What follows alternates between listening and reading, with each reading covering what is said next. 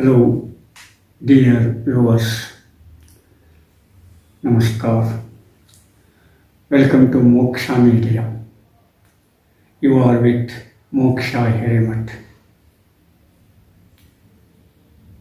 Some of you know that a language its own uniqueness and consider language is a form of communication. Of course, language goes beyond communication. A language goes on using years together can affect the cultural, social, political, economical, and educational aspect of a society. That is why the language becomes an important factor in the development of a society and of man. There are some languages, they have scripts and non-scripts. Other languages are there, they have spoken but don't have the script. Some languages are spoken and have scripts. Some languages have scripts but not spoken. For example, Brahmi Lipi, it is usually uses Pali language and Prakrit language. Of course, that Brahmi Lipi is basis for the scripts of most of the Indian languages. Some languages were very glorious once upon a time, but now they are not there,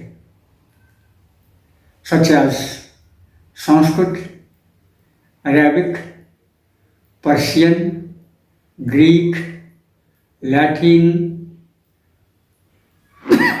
and Prakrit, and Persian. Once upon a time, these languages ruled over the world, but now they are considered as dead languages because people don't use them. They are out of the society. They are there in the books, in the old books, in the ancient books. And Persian language is there up to the 18th century, and in the 18th century it was disappeared. So there was another language. The name of that language was Dalmatian language. That Dalmatian language was used in Africa. There was only one person who spoke that language till the 19th century. He was a worker, a mine worker. That one person was died in mine explosion, and with the death of that man, the Dalmatian language is also dead. Now it is there in the record of history of language as a dead language.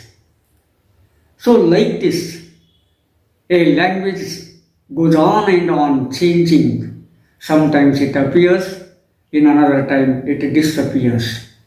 But the liveliness and loveliness of language depends upon the use of it. And it depends upon in its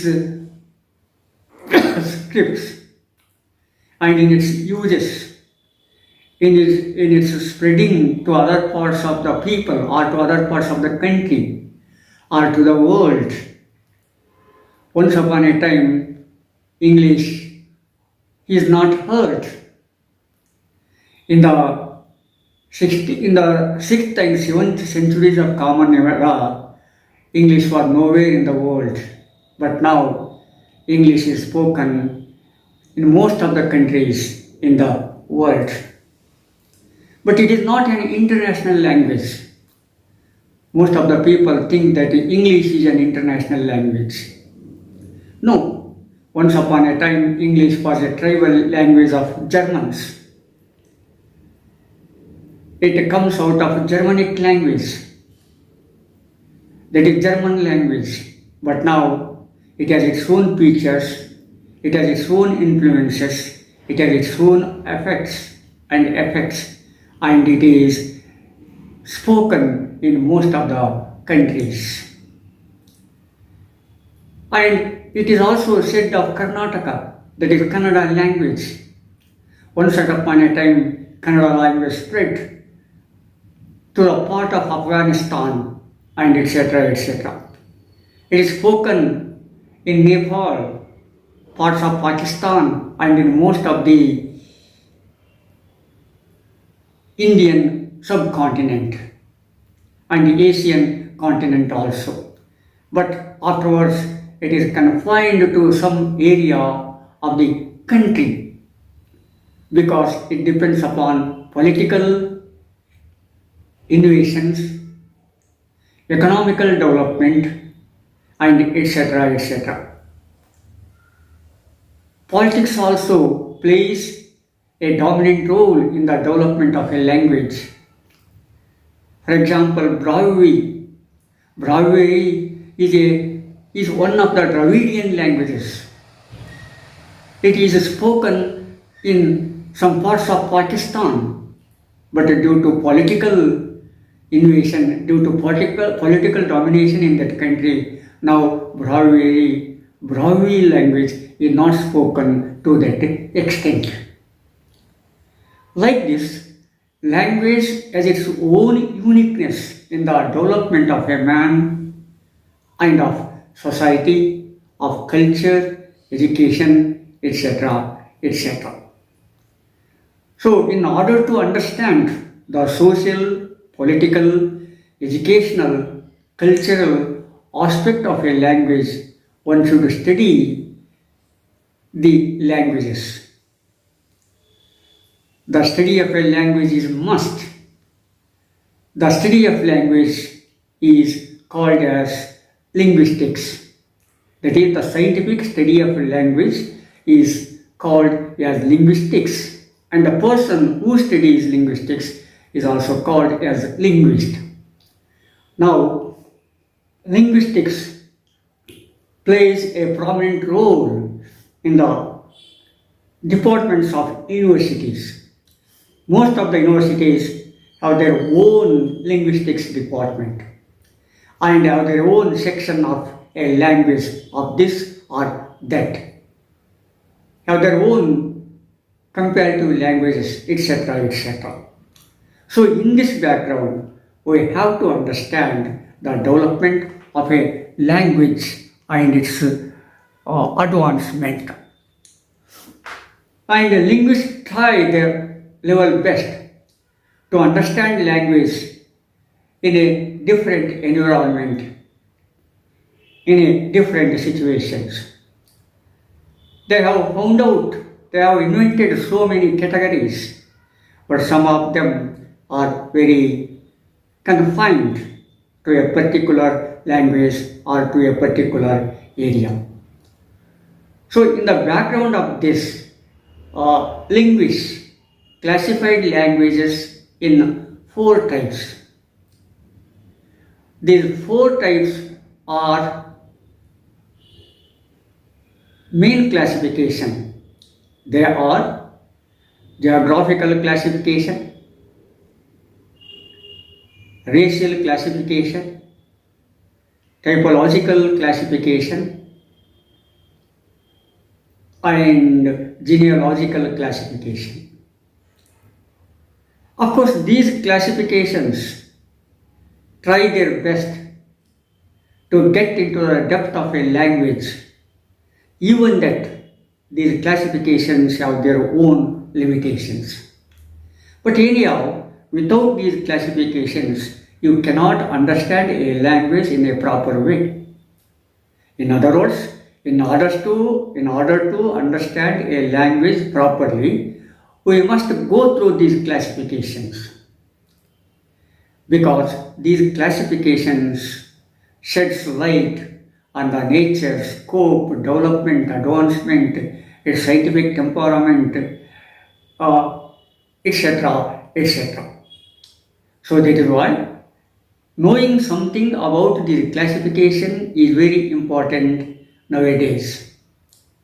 Because if you know these classifications to a little extent, you can try to understand the nature, the feature of that society. Because some words are used in a language, but the society which used that language is not there amidst us. I have already given you the example of Dalmatian language. Now that the Dalmatian language is dead, that only one person who spoke that Dalmatian language was also dead. But the words used in that language are there in scripts, are there in historical records. We think of genealogical classifications or racial classifications. Some of us deny the racial classifications or the races. Once upon a time, the races may be there, but as they go on and on, here and there, those races are disappeared. But even today, the dispute goes on, the conflict goes on, the complexities of racial thinking, racial thought goes on and on. We talk of Aryans and Dravidians in India. We talk of other persons in other parts of the world. Some people say that is the concept or that is the hypothesis, but actually these races are not there. Dravidian race is not there, Aryan race is not there, etc., etc. But anyhow, when we go into the study of the languages, we can see some symptoms, some aspects of the racial, of the races who used a particular word in a particular context. So, we can deny the existence of a race politically or in other ways, but it is very difficult to deny the existence of a race in terms of a language, because language shows clearly the differences among different people, among different races. Anyhow, these are the things we have to keep in our mind while studying a language, because we have mainly 3,000 languages in the world. And if we take into account the dialects of those 3,000 languages, it becomes 7,000 languages in the world. We have Kannada, but we have different type of dialects in Karnataka itself. As the time goes on and on, these dialects may become a language also. That possibility is there. We cannot deny that possibility.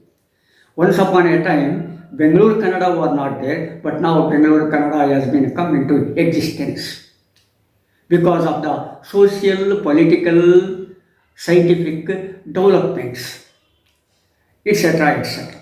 So, in order to see these things, it is better to go through the classification of language. Anyhow, if I say all the classifications in one episode, it is not that much of easy. That is why it is better to go through the classifications one by one. So, in the next episode, I talk of a particular classification of a language. This much is enough. I will see you in the next episode. Thank you. Namaskar.